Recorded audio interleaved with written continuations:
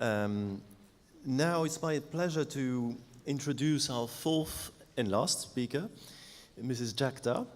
Mrs. Djacta is director of UN Habitat in New York. I think you all know the key role of UN Habitat on sustainable cities.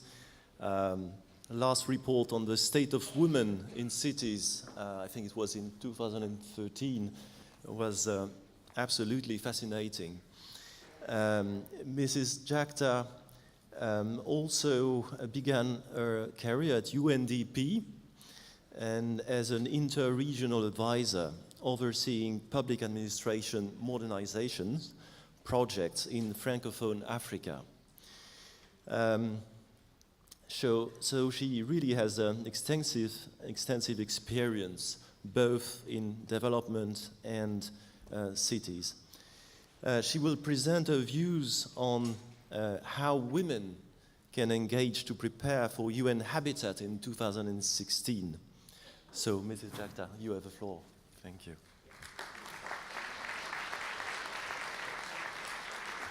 Thank you. Thank you very much, and thank you for having the United Nations Human Settlements Program, known as UN Habitat, in this very important event.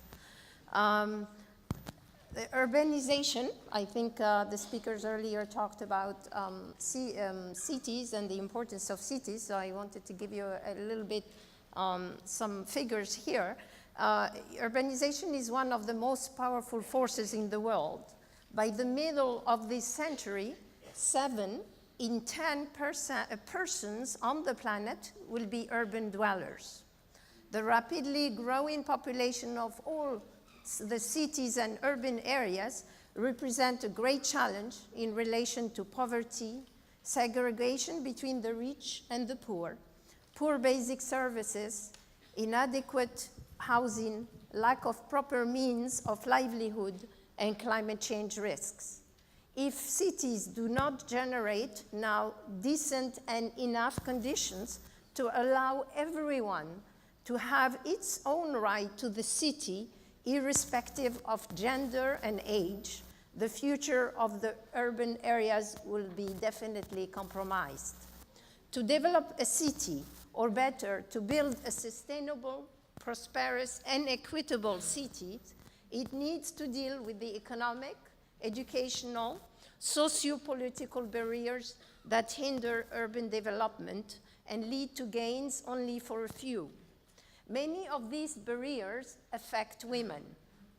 Women represent a disproportionate percentage of the urban poor, but are the third world powerhouse and the drivers of global economic growth.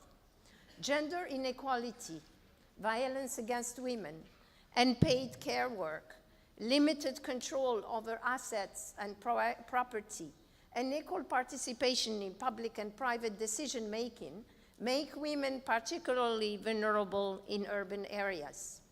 Nowhere are the inequalities facing urban women more clear than in slums and informal settlements, where the picture around the world is almost invariably of women experiencing the greatest degree of poverty, reproductive health risks, sexual threats and violence, as well as the worst barriers to education, employment, housing, and basic services like water and sanitation.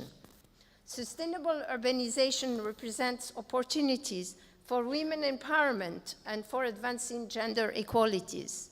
Cities are human constructs and can be planned and developed for the benefit of the entire population.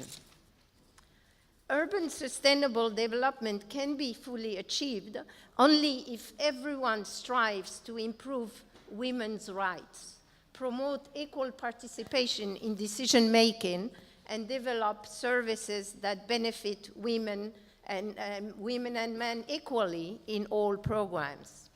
Ensuring women's rights in sustainable development means ensuring that women have right to housing and land, have access to livelihood and credit, are involved in decision-making and political development at all levels, have access to clean water, sanitation, and other basic services, and that they have a decent level of safety and security. In particular, ensuring women's human rights in sustainable development and in cities means that we need to increase access to urban land, to adopt enabling urban legislation, and to establish decentralized governance that foster equitable, sustainable urban development, including urban safety. And we need to improve policies, plans, and design for more compact, socially inclusive, better integrated, and connected cities. To ensure equitable access to transport, infrastructure, and services for women and men, and to reduce possibility for gender-based violence and crime through improved urban planning and design. We need also to improve urban strategies and policies supportive of inclusive economic development, to create decent jobs and livelihoods, to allow equal access to education and work opportunities for women and men in formal and informal economy, and to ensure equitable access to financial services. We need to increase equitable access to urban basic services and the standard living of the urban poor, to involve women and men in the design and management of infrastructure and basic services, and to provide access to better water and sanitation facilities that serve both men and women.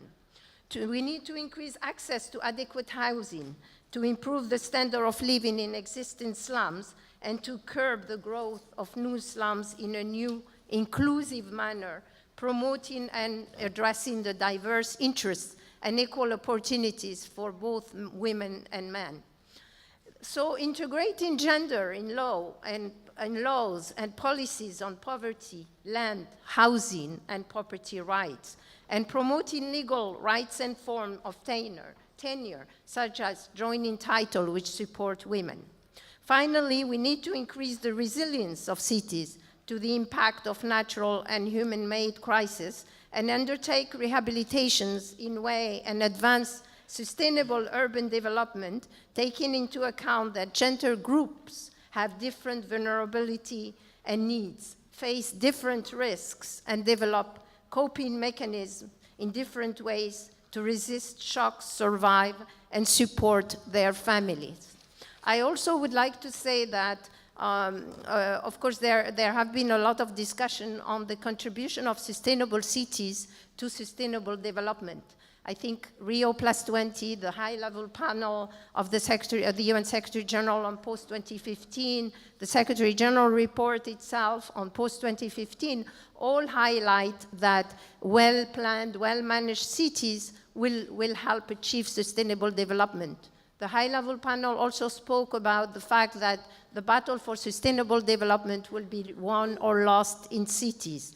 And also that, that cities and urbanization is a transformative, one of the mega trend of the next century, but also of the 21st century, but also transformative and mutually reinforcing action need to be taken and applied to all countries. I'd like to say that in the standalone, and we need really a standalone sustainable urban goal, sustainable development goal on urban issue, that goal I would like to highlight as proposed, the targets proposed under the goal of achieving safe, inclusive, productive, and resilient cities and human settlements. I would like cities to add cities for women, include such targets such as achieving urban safety for women. And I would like here to highlight a very important Safer Cities program that UN Habitat, a joint program between UN Habitat, UN Women, UN, UNICEF, and others. A standalone urban goal also highlight the fact that, or has as a target to achieve equal rights of women to own and inherit property, sign a contract, register a business, and open a bank account. Also to provide for women sustainable and safe water and sanitation, decent work to achieve full and productive employment and decent work for urban young women and men, and of course to achieve universal access and improve energy in urban area for women. I also would like to say that equity is very important. I think now it's acknowledged that it should be an integral part of development. In this regard, we are going to have the World Urban Forum in Medellin, Colombia in April next month, and the theme of it is urban equity.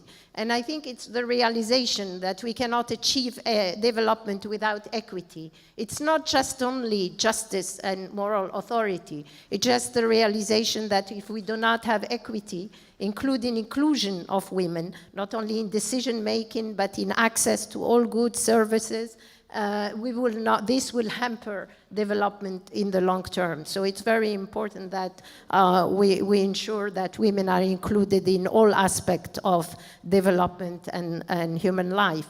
Lastly, I would like to say that the General Assembly has decided to convene the third United Nations Conference on Housing and Urban Development, Habitat 3, in 2016. We are going to have, the preparatory process has started. The very first meeting of the preparatory committee will take place in New York on 17 and 18 September. I hope you will join us. For some of you that were at Habitat 2, you know that it was a pioneer conference in itself, because all the Habitat Agenda partner women's group are an important and essential component of those Habitat Agenda partners. The conference allows those partners to contribute and provide inputs to the negotiation. So I hope you will join us from now in that preparatory process, as well as the conference, to ensure that women's rights, women's needs, women's concerns are taken into consideration in developing this new urban agenda. Thank you very much.